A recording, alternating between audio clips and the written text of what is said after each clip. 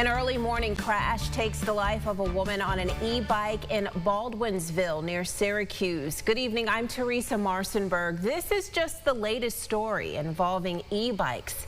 In this case, the 63-year-old woman reportedly veered into an oncoming car overnight.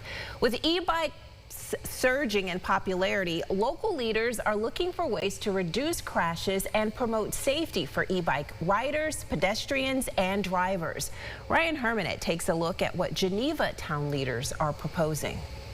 Like many other communities throughout our area, Batavia, Canandaigua, Rochester, to name a few, residents here in Geneva are concerned about the legal gray area when it comes to the use of e-bikes and e-scooters throughout their city. It could cause so many problems. Graham Mockley was born and raised in Geneva. Over the years, he's watched the popularity of e-bikes and scooters grow, especially among teenagers. And kids just are really reckless with them. It's been a few times I've seen people almost hit them because they just swerve into the road, and these kids, they don't know rules of the roads. And it's not just Mockley. Geneva City Councilor Jim Petropoulos has his own share of close calls with e-bikes and scooters. I was riding on Castle Street, and a fellow on an e-bike right in the middle of the street doing that, weaving around, and then just suddenly cut across a side street. We want to prevent this sort of thing before the worst happens. Which is why back in November, Petropoulos suggested Geneva leaders look into what state laws are in place for battery-powered motor vehicles and enforcement guidelines that they can use. So I consulted with our police chief, Ron Eveland, and we kind of agreed that the technology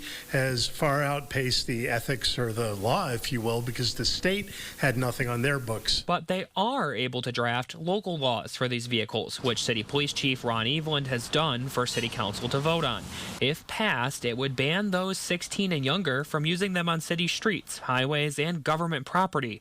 It would also prohibit people who use small battery-powered motor vehicles from exceeding 30 miles an hour and using said vehicles while under the influence.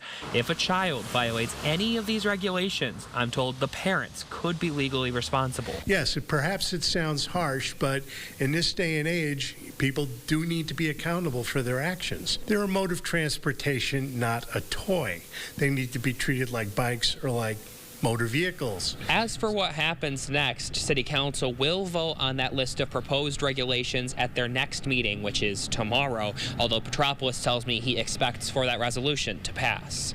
Reporting in Geneva, Ryan Hermanette, News 8.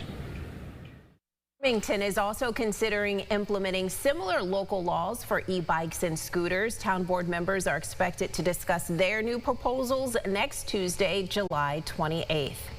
Get the Rochester First streaming app today for everything you love from News 8 on demand, plus exclusive shows you won't see anywhere else. Search ROC and download for free on Roku, Amazon Fire, and Apple TV.